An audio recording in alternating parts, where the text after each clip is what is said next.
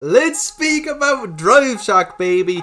One of the penny stocks that I think has the absolute biggest potential going into 2021, my friends. What is happening, investors? It is your boy Jack. I am not a financial advisor, and today we are speaking about Drive Shack. So I've spoke about these guys briefly a couple of times on the channel. I initially spoke about these guys in my Discord group December the 4th when they were below $2 a share. I believe they were 190-ish. Now at the time I hadn't done much research, but they had piqued my interest, my friends. One of the big reasons these guys went on my radar in the first place is because I like the thoughts of investing in golf stocks right now. I don't believe they'll be as heavily affected by the Roni if it's prolonged compared to other entertainment businesses, and I saw this as a nice way of diversifying while also getting into what could potentially be a huge growth penny stock. And fast forward only a matter of a few weeks later, and this stock is up about 60 to 70% from where I initially called it, my friends. So if you're in that Discord, you put $20 into this stock, you paid for the month of Discord, and you made some. And I know there's a few guys in there with thousands and thousands of shares,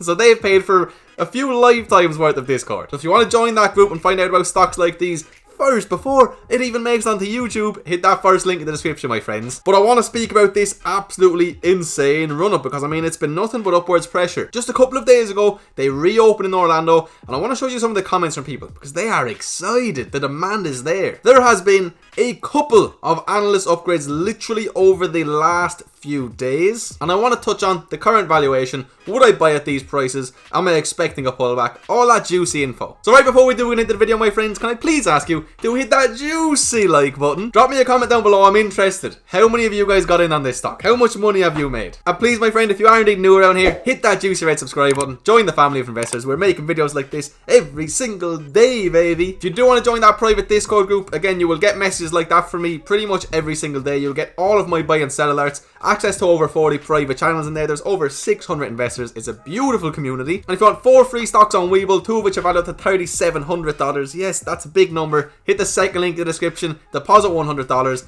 It's that simple. It's literal free money, and it's Christmas. So before we do get into some of the actual news, I just want to show you guys the stock chart. So back here is where I initially called them in my Discord group. You see, I had a couple of prices that I was interested in looking towards, somewhere between 175 and 197. I also have an absolute floor drawn out of 105.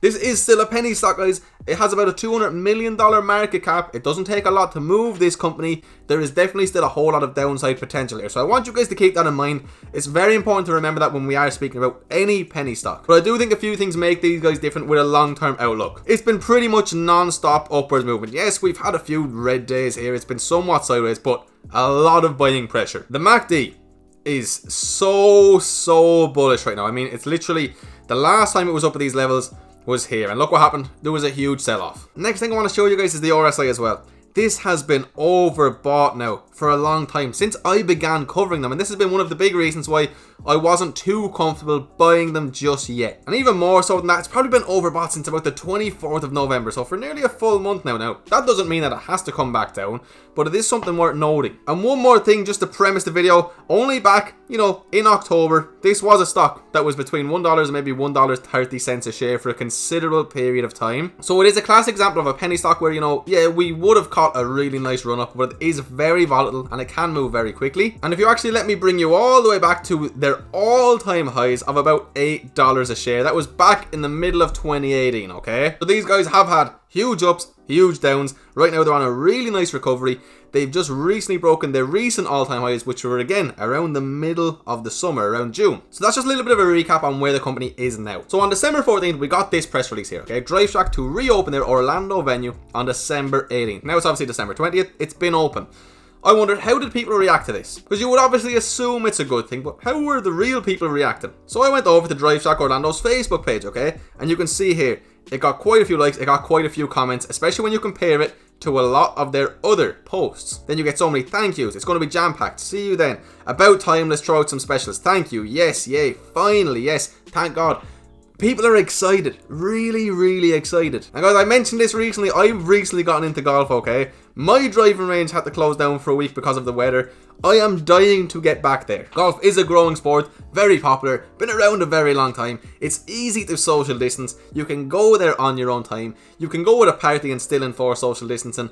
It really is an awesome business model in the current climate. There's certain sports where you literally cannot enforce social distancing to the extent that you can with golf. It's very easy with this sport. So I for one was very happy to see that people were taking this very well. They were very excited to see it opening back up. But of course there's more than just that. Just yesterday this came out, Drive Shack's stock price target raised to $5 from $3 at BTIG. So there's an analyst upgrade that shows more than 65% upside in 12 months. And another one only a day earlier. Drive Shack rallies again as B. Riley points to huge upside. They boost their 2021 to 23 estimates on DS and reiterates a buy rating. They raise their price target to $5.50 from $4, representing more than 90% upside at the time. So back to back, two analysts raising their targets and offering significant upside in the 12-month period. And people reacted well to this, okay? It rose more than 10% during Thursday's session after B. Riley reiterated his buy rating and raised the price target to $5.50.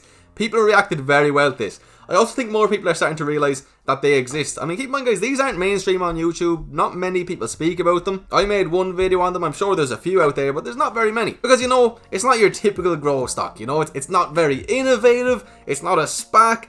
It's not really in a crazy industry. I mean, it's golfing at the end of the day. Not traditionally the most exciting thing in the world, but there is a level of excitement to it for me personally. And guys, you're getting a point of view from somebody who doesn't live in the US, okay? I live in Ireland, small place. We're well behind you guys technology-wise who are in the US, who are in the large majority of the world in all honesty. We have nothing like Topgolf or anything like Drive Shack, and I am telling you, if one of them came to Ireland, they would make a lot of money, and I guarantee it would be the same for a lot of places like us who don't have a similar product. So I see potential for huge worldwide expansion, or else to create a franchise of sorts to make it very easy to expand down the line. Now I don't think that's going to happen anytime soon, but it's one really long-term growth catalyst I see. So B. Riley Securities actually met with the Drive Shack management team earlier this week and came away impressed with its ability to navigate the pandemic, manage their cash flow, and restart operations in a strong position after pivoting to the puttery concept. And this is something I spoke about in my first video on these guys, the initial video I made. I was very happy with how they have handled everything so far. They've put themselves in a strong cash position and they've laid forward the proof of concept for us. Now this analyst expects a proof of concept from the first 2 puttery locations during the first half of next year. So just to expand on what I just spoke about a little bit there guys, in October, they completed the sale of the Rancho San Juan CA golf course for $33.6 million in net cash proceeds, which for this company is a very considerable amount, okay? Their total revenue in Q3 was $66 million. Now, in their investor presentation that came out recently, they gave us a development update on puttery. Now, this is what we need to be looking towards next year in particular. Using state-of-the-art mini golf as the anchor, puttery will combine competitive socializing, F&B, and technology to create one remarkable experience. And you can see here, they're looking to open 5+ venues in 2021. We know of Dallas and Charlotte as of right now, and that's what they were referring to in the article we just spoke about, with the 2 going up in the first half of 2021. So we will find out how successful they are. We will find out if they're going to be worthwhile. Now there has also been some high volume momentum going on with this company. Now this is from Friday, okay? So they soared in early trading on top of $3 for the first time since early June. It tripled normal activity despite no issuing any press releases or posting any SEC filings. It was predominantly more than likely down to these analysts. Now I want to show you guys next of all the short volume ratio. You'll see here the 16th, this was Wednesday, look, went all the way up to 32.33. There was huge volume but also huge short volume. Ultimately the bulls won, and that short volume has been dipping back ever since. Let me just show you that monthly chart guys. I mean, it is beautiful, very little red, pretty much nothing but upwards momentum, up 128% on the month. It's awesome. So I am still very excited about this company. Okay, and I have to be honest, seeing 2 analysts come out in the span of 2 days and reiterating buy ratings and upping their price targets gets me very excited. Now there are a few things to me that are somewhat worrying on the stock chart, okay?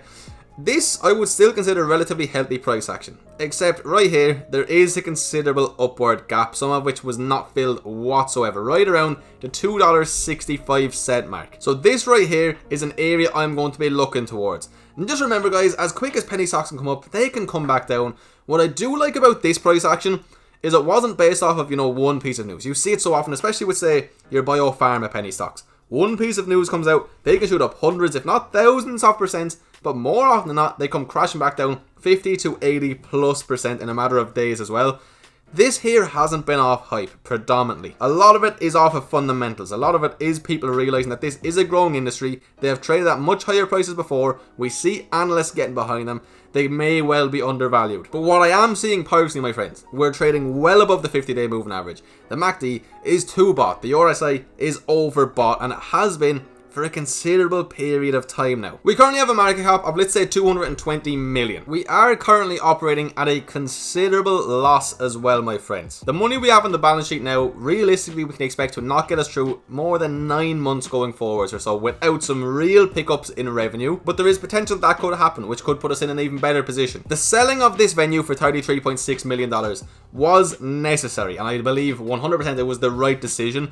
But the last thing we want to see is these guys having to sell everything to stay afloat. But I do see the analysts getting behind them. I do see real people on Facebook getting excited. I see a growing market.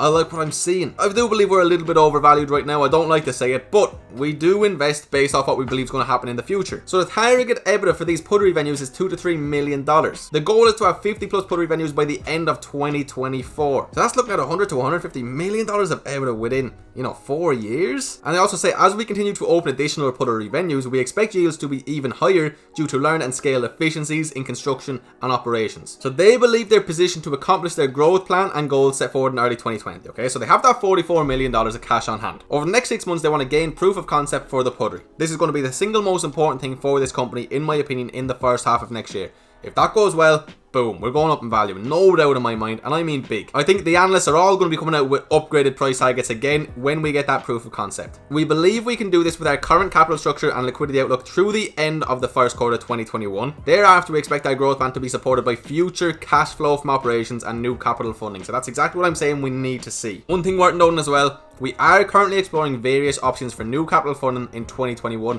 I would be willing to bet if these guys are to go up, to $4.55 a share relatively quickly before we have proof of concept, etc., there's going to be share dilution. They are going to issue new shares. We've seen it happen so many times. And in the short term, that leads to a sell-off. But long term, it's generally actually a good thing for the company. So look, if I was in the company now, if I bought when I initially called them at about 190, I wouldn't really have plans on selling here. To me, this is a long-term investment. I know it's a penny stock. A lot of people don't think you should long-term invest in penny stocks, but that's just me. I think the first price point, if you're looking for a new entry point to look towards, is right around 265 to 270. You could even add 10% on that, so anywhere below $3, but realistically, I would be patient with it. Somewhere around 230 is another area of interest. I still would consider the floor to be 105, and then I've had these drawn out for a while, somewhere between 175 and $2. So there's a lot of areas of interest here.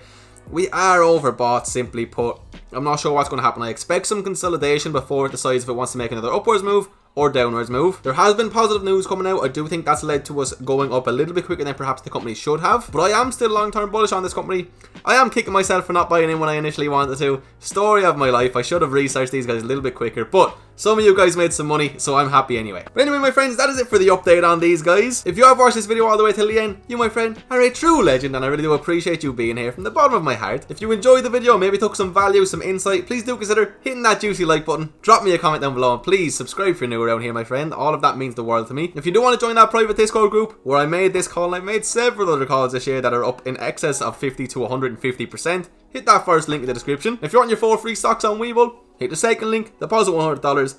Easy money, baby. Who doesn't like easy money? Anyway, my friends, I hope you all have an absolutely fantastic day. I'll see you for another video very soon. Peace.